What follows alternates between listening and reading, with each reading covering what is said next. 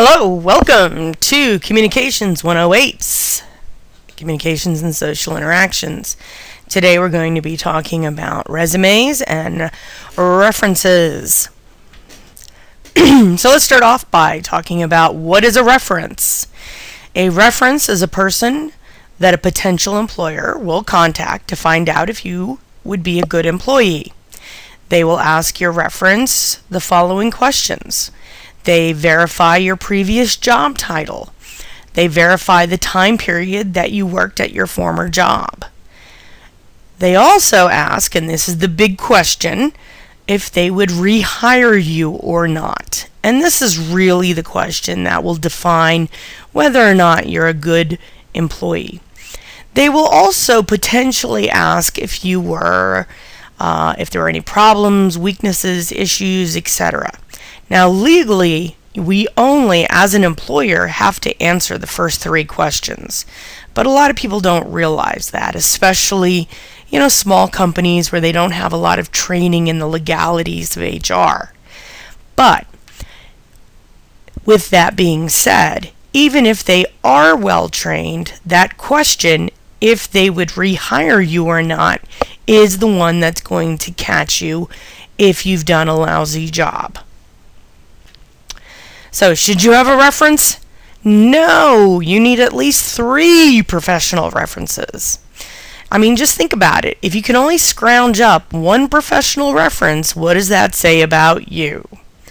So, in a sense, what you got to think about is who are 3 people in your world that can speak to not just what a great employee you are, but not just an employee, but a great potential for superstardom in a particular job. In certain jobs, such as healthcare and computer science careers, background checks are often conducted, and the potential employer may also request 2 personal references. And, some jobs may even require more than that. As an instructor, I have had visits from various and sundry government agencies, such as the FBI, because students have applied to be part of a government agency, and I have been given as either a professional or personal reference, and they want to make sure that whomever they hire is not going to be someone they will regret hiring. A personal reference is someone who is not related to you, but who can vouch for your character. And again, this can be a long-term friend, a former coworker, a religious leader, a teacher, a mentor, a coach, someone of authority who can say, you are a good human being, you are not out there getting drunk, stripping on tables at Chuck E. Cheese. That would be a bad person. So where do you start? So for a lot of young people who may have only had 1 or 2 jobs, this can be the most challenging part of figuring this out. Think about people who can vouch for you in a professional capacity, such as your teachers, your coaches, your priest, your rabbi, your pastor, your imam, the leader of your volunteer activities, the leader of your boy or Girl Scout leaders, your counselors, anyone of authority who you've come in contact with. Additionally, think about all those jobs that we do for our neighbors. We shovel snow, we babysit, we mow lawns, we walk dogs. All of these people can serve as potential professional or personal references. So even though we may not have a lot of quote-unquote professional job experience, we have a lot of experience with people in a professional setting. So now you've got a list. And maybe you've got a few jobs over the past few years. Who are you going to pick as your reference? You want to think about who is going to best represent you as a potential employee to a potential employer. So you think about some of your managers. You've got the one manager at a fast food restaurant. They absolutely loved you. You used to party with them. And the guy is kind of always stoned. Even when he's not stoned, he sounds stoned. This is not a good option. On the other hand, you had a former manager at a retail store who gave you a good review and a raise, but she never really got super friendly with you. She was always a little overly professional. Well, this is a way better option. And again, what you have to think about is not was this person your friend, but was this person a professional who treated you professionally and appreciated your professional skill set. Also, and this is so important, make sure you ask permission of the person to use them as a reference. Most people are delighted to be a reference, but some people may not be willing because they don't feel they could say positive things about you. But that's okay because you're dodging a bullet. You don't want to use someone as a reference and they're going to say terrible things about you. On the other hand, if you say, hey, listen, I'd like to use you as a reference, and they say, yeah, I don't think that's a really good idea, then you know for sure. So again, what you want to really think about are professional people who will say professional things about you in a professional way. And even if these people are not your buddies, that's even better. So when should you create this list? Have it ready before you even go to the interview. If the interview goes well, the interviewer may ask you to send them a list of references. And if you can whip out that list right then and there, it shows you are prepared and organized. And again, every second of that interview is about selling yourself as an employee who is going to be invaluable. And again, demonstrating those skill sets that any employer wants. And being organized, being prepared are those kinds of skills that every employer wants. So for this class that you're in, I would like you to use this format for your references. Now, if you are not in my class and you're just watching this, this is a good format. It's easy, one page. List the references, professional on one side, personal on the other. Use the header to put your own information. If the whole concept of columns makes you nervous, that's fine. Use a smaller font and put them all in one column.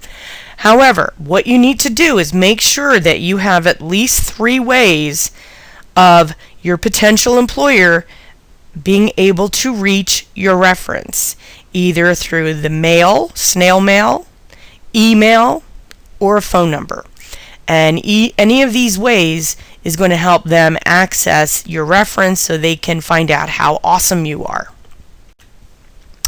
So let's move on to resumes. So first rule of Resume Fight Club, never, ever, ever, ever use a resume template. Why? Because they cause you amazing headaches and problems when trying to copy and paste into emails and submission sites. Additionally, if you add or delete something, the formatting can go awry, and then everything goes amok, and the tears begin, and before you know it, you spend your life sniffing armpits as a quality control officer for deodorant companies. Don't let this happen to you. So why the heck do I need a resume? Well, in a nutshell, it's an advertisement for yourself.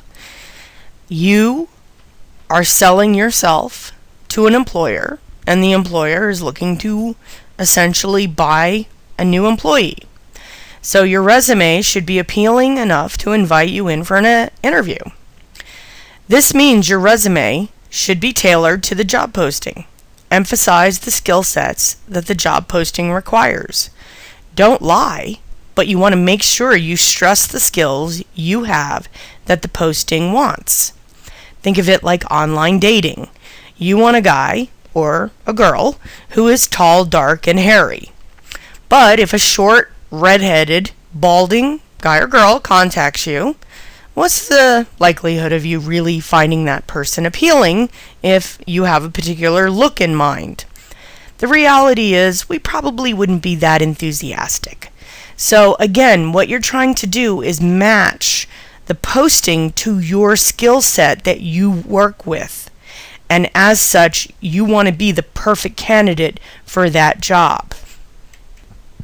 Now here's the dirty secret behind the resumes.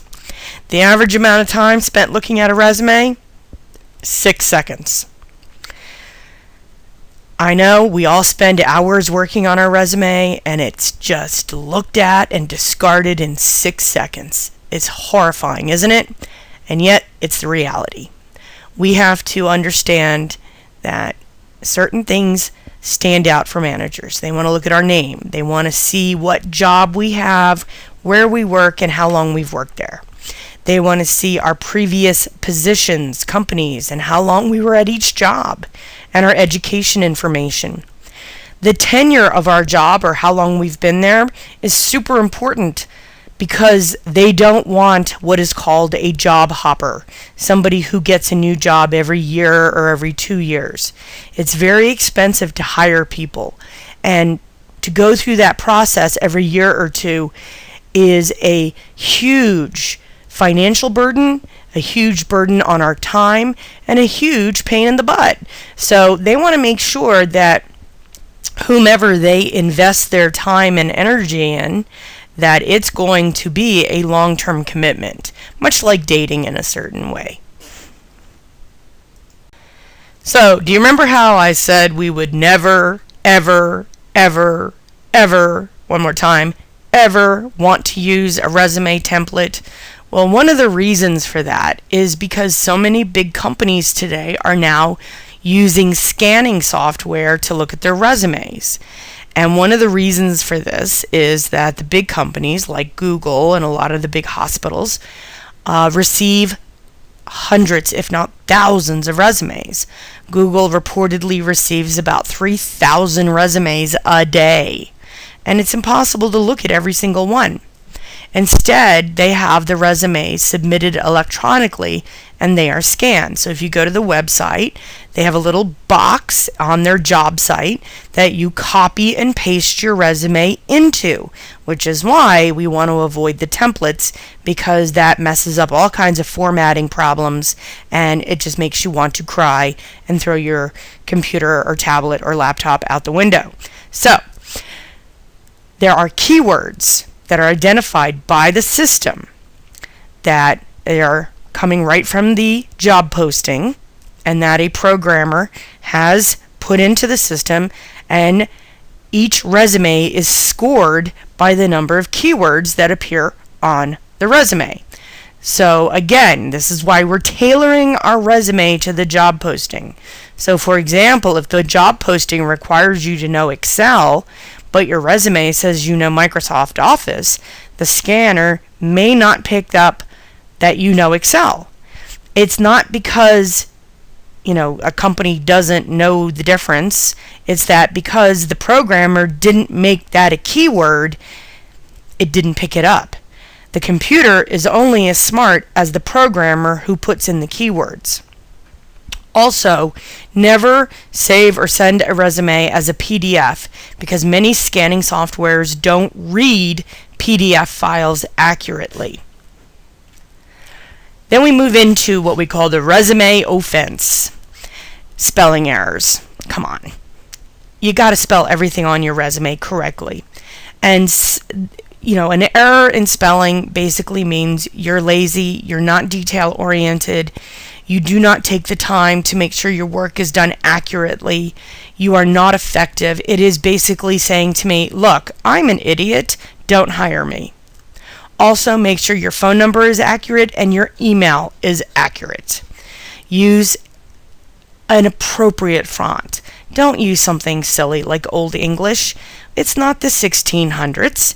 Use a font like Times New Roman or Arial. If you want to get fancy, go into a Garamond, but stay away from the funky fonts. Using a font size that is too small or too large is also a problem. The next two items, very important. Use the present verb tense for jobs that you're currently holding or the school you're currently attending. Use the past tense for jobs you've held in the past or for schools you've attended in the past. This is a minor grammatical thing that again shows laziness. And if you can't focus enough on those small little things, what does it say about the larger things? Do not put your picture on your resume, no matter how cute you are. And finally, do not write references available upon request, because we know they're available. The employer knows it, you know it, so avoid stating the obvious. Okay, so we know now what not to do, but what do we need to know?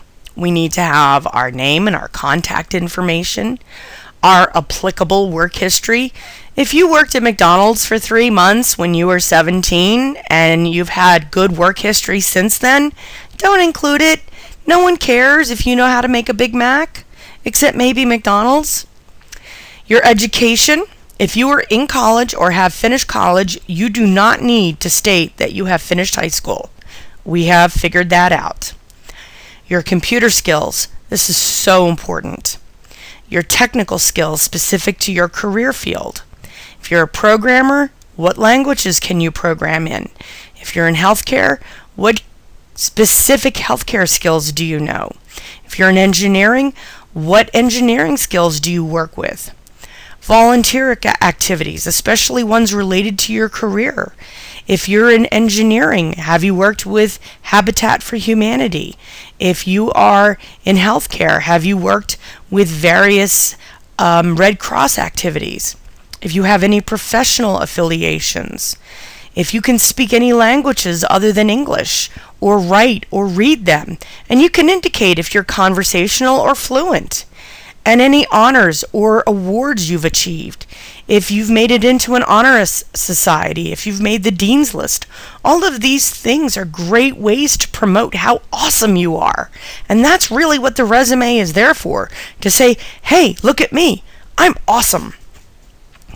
Now, we also have some challenges to deal with, because we all have some things we've done in our past that haven't been perfect. I was terminated from my last position. Well, the fact is it's not relevant on your resume. You don't need to explain it on the resume. You will have to explain it during the interview, and we will address this later on in the class. You've only worked at a fast food or a retail store or your parents' business. How do I turn that into a resume? Well, there's a resume style called the skills-based resume, and this will allow you to emphasize the many talents you bring to a job without focusing too much on your lack of work experience.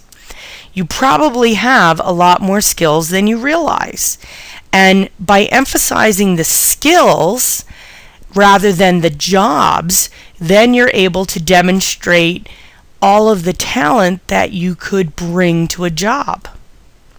Which brings us to the talent portion. So no matter what jobs we've had, we all have these things called transferable skills. When creating your resume, you need to assess which transferable skills you can emphasize on your resume. And if you look at this list, there's a lot on here. And you might say, oh, I don't know, I haven't done a lot of this stuff. Well, sales. If you've worked at the Gap, if you've worked at Burger King, if you've worked at Taco Bell, you've done sales. If you've worked in any of these places, you've also done customer service, interpersonal and communication skills, upselling to increase per sales average. Anyone who has ever waitressed or worked at a McDonald's and said, would you like fries with that? We have engaged in that wonderful world of upselling. Prioritization. Organizing. That's what school is all about. Negotiating and diplomacy. Writing and verbal communication. Problem solving. Goal setting. These are things that we learn as we engage in various group projects. Teamwork. Anyone who has ever played a team sport understands the major elements of teamwork. Managing groups, conflict management, time management, and flexibility. All of these we have worked with in school, in our jobs, in our family life. Foreign languages. If you can speak Spanish, write Spanish, it is so essential, especially especially on the east and west coast of the United States. 20% of the population speaks Spanish. So in hospitals especially, it is becoming more and more imperative to have bilingual healthcare workers. Research and documentation. Every time a teacher makes you do a research paper, they are giving you this skill set. Training, event planning. Have you planned a birthday party for your boyfriend or girlfriend? Well, heck, you've done event planning. Coordinating activities, fundraising, and inventory management. So, we've all kind of done these things.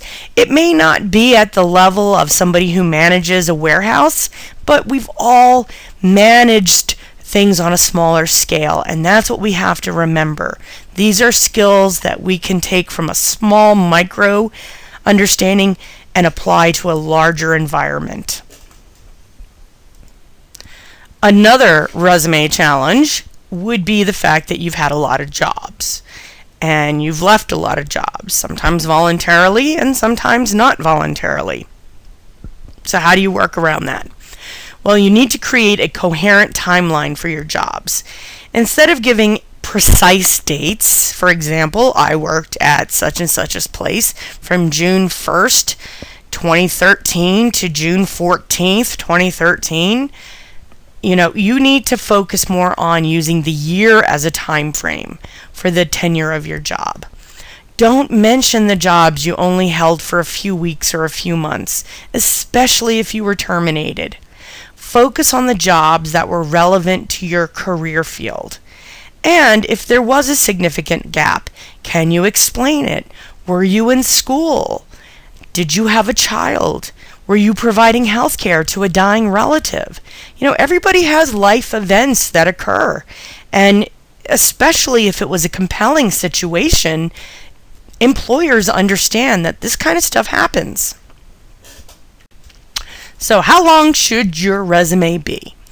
The general rule of thumb for the length of your resume is based on your work history. In other words, no more than 1 page per 10 years of work history. There's a lot of people out there who have 30 years of work history and they can condense it to 1 page because, keep in mind, the average employer spends a whopping 6 seconds reading your resume. So the most important data is on the first page. Most importantly, avoid redundancy, repetitiveness, replication, and duplication. So one of the big things now is, do I use my objective or professional summary? For years, resumes started with the objective that usually read this: self-motivated employee seeking long-term position where I can grow professionally. Unfortunately, everyone wrote the same thing, so objectives became boring and generic. In recent years, the professional summary became a much more popular option for resumes. A professional summary is a brief paragraph that showcases your most effective skills and experience as they relate to your job search. More importantly, it's your chance to convince a hiring manager of the skills you can bring to the position. It should pique their interest.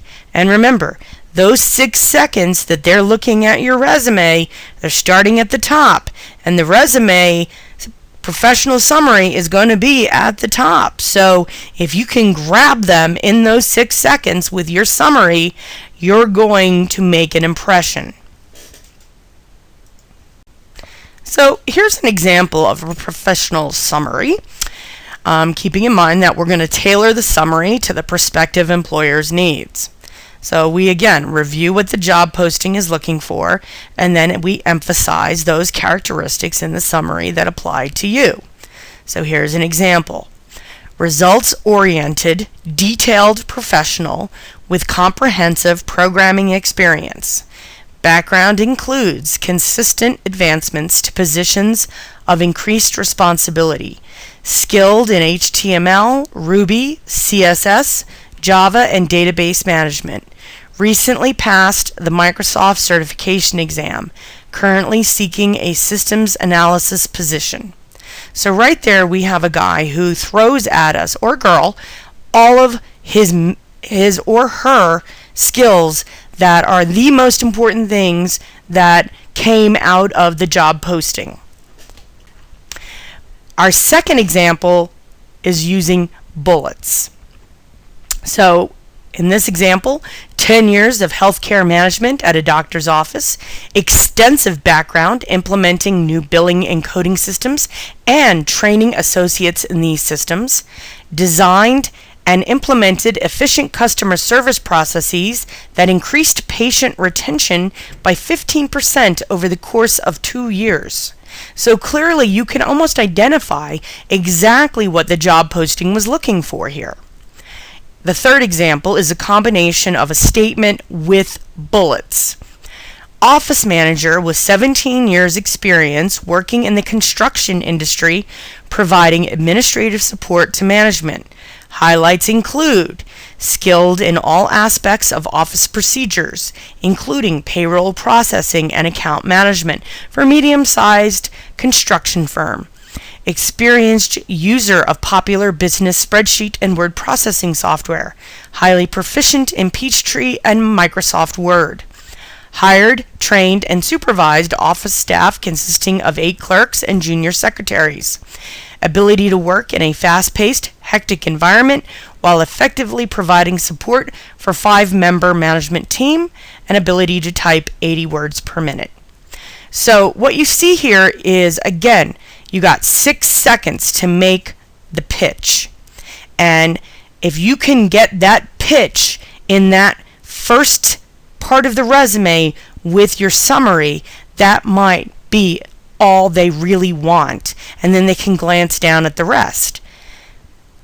Now, whether you decide to choose to not use a summary and to stick with the old objective, of course, it's up to you. I, of course, recommend the professional summary, but that's just me. That's the end of this presentation. If you have any questions, as always, please feel free to email or text me, and I hope you have a fabulous day.